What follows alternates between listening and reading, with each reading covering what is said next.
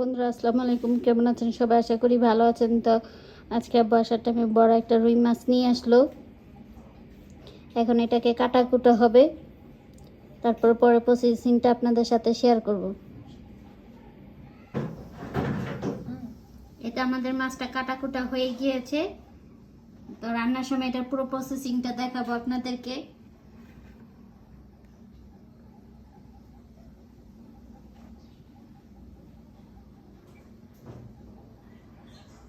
এখন তো রুই মাছটাকে হলুদ মরিচ মাখিয়ে নেবে।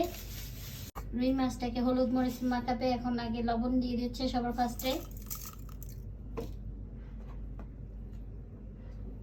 তারপর হচ্ছে হলুদ গুঁড়ো দিয়ে দিচ্ছে, মরিচের গুঁড়ো দিয়ে দিচ্ছে। এখন সবগুলো হাত দিয়ে ভালোভাবে একটু মেখে নেবে। হলুদ লবণ মাখানো হয়ে গিয়েছে, ভাজার সময় আপনাদের সাথে শেয়ার করব। এই মাছটা ভাজা হয়ে গিয়েছে, এখানে আছে সব ভাজা হয়ে গিয়েছে, আপনাদের সাথে পুরো রেসিপিটা শেয়ার করব।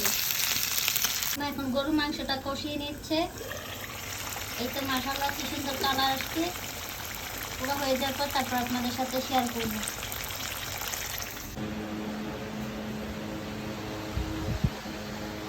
ফ্লাশ লাইট জ্বলে।